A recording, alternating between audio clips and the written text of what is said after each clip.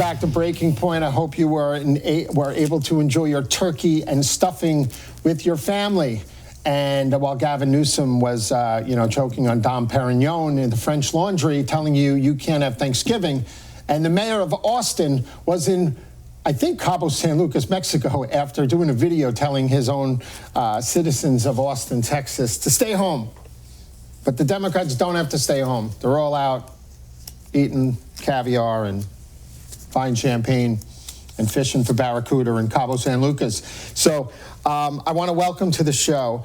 We have a very special guest, KathyBarnette. And she's the author of Nothing to Lose, Everything to Gain, Being Black and Conservative in America. She was also a recent candidate in the 4th Congressional District in California. She has not conceded her race. There were voting irregularities. We want to welcome to the show KathyBarnette. How are you? Hi, how are you? Thank you so much for having me on. And it is the 4th Congressional District of Pennsylvania. California, that's okay. It's oh my God. No, I meant Pennsylvania. I've got Gavin Newsom on the brain. But I will tell you that I spent a lot of time on the ground in Pennsylvania, both personally and following the Trump campaign with the White House press pool at Real America's Voice News. I never saw a Biden sign, even in Ohio. And Ohio had the same demographic, and he won by 7.5 points. I don't know how he lost Pennsylvania. Especially like in Allegheny County, Pittsburgh Gazette endorsing a Republican for the first time since Nixon, the Blue Dog Democrats, the Boilermakers, the iron workers, steel workers, frackers, coal miners, auto assembly guys. I don't know how he lost Pennsylvania. I think there was funny business. Many of us believe that he did not lose Pennsylvania. And when we really have to, here's the thing, right? We have a number of people in our culture, mainstream media, Democrats, and several others who would tell Americans to just move on, just get over it, accept the inevitability of all of this, right? Because what our side do not do, we don't go rioting in streets. We don't go, looting and burning down people's private property. We don't drag people's children into the middle of the street and jump on their head repeatedly until they go unconscious, as we saw on the left. Instead, we are doing what the Constitution allows us to do, and that is to go and present our case before the court and to seek relief through the court. Many in our culture don't seem to understand or appreciate that, because we've been so trained to just go out into the street and act like a bunch of wild animals. And that's how we bully and intimidate our way into getting what we want. And so we have to allow this process to take place, because on our side, the more decent people, we are actually going through the Constitution because the Constitution affords us that right to seek relief that way. And we have to demand that we do not allow those in higher positions to just flick us off, to just go away, to do away with us. We must demand that our voices be heard. Listen, it's really insightful. I'm also in the building business in New York as a private sector person running a business for 35 years. We don't have time to go out and protest. Now, I've been protesting, and we've been speaking on behalf of the police, we've been rising up, but we do it in a different way, a more respectful way. But most of us are more civilized way. We're the more civilized aspect. I mean, listen, it's the tale of two elections, right? It's the election that took place on November 3rd, and then it's the election that took place over about 30 to 50 days. There's also the tale of two cultures. We have the culture with us in it, right? The more civilized people who are using the Constitution to air our grievances, right? To seek relief. And then you have the other side. Right. And we've seen it all summer long, where people are dragging folks' children into the streets, jumping on people's heads, burning down.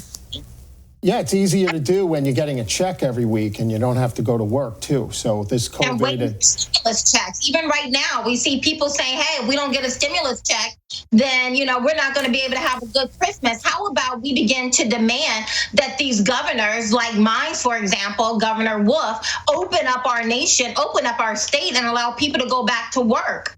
Well, Wolf and Whitmer and Governor Cuomo and, and Gavin Newsom and in New Jersey, with Murphy, we are under a police state It's really a tough situation. So tell us about the irregularities that you're challenging in your election. Well, yeah, well, my case, again, it's a tale of two elections. On November 3rd, before I went to bed, I won 76% of the precincts. Woke up the next morning, mail-in ballots come rolling in, and all of a sudden, according to those numbers, I'm not even winning one precinct, right? Even in some of the most diehard Trump red kind of territories, I'm not even winning one of those, right? I mean, and it's exactly what I was talking about very early on in October when I saw the PA Supreme Court. I called them thugs and black rose because that's exactly who they are, trying to steal the election. And I started talking about that in early October, that, once you know exactly how many ballots you need, miraculously, they're going to give themselves enough time. They extended the election from November 3rd to 3 extra days. And I was saying during those 3 extra days, miraculously, they're going to come up with a magic number of ballots. And that's exactly what we have been seeing played out. But in my election alone, because I know we have some who have Trump derangement syndrome, the moment you mention his name, they lose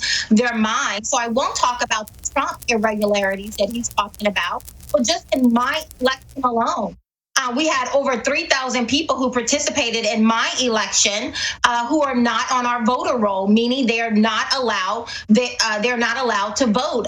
Over half of those 3,000 are foreigners. That's a problem.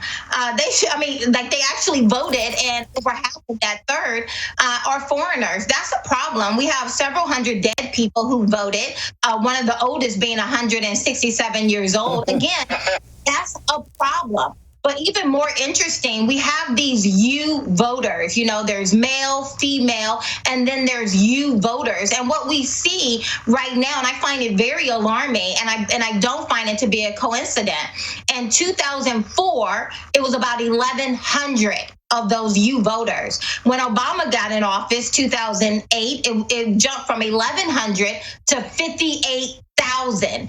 And every election since then, 2008 election, presidential election, 2012 presidential election, 2016, and now 2020 presidential election, it increases by 10,000 on the nose almost. So it goes from 58,000 to 68,000 to 78,000. Right. And now almost 90,000. And that is the number, the magic number by which I, according to what is being displayed right now, lost my race. I mean, and it's that irregularity and a number of others that are being now.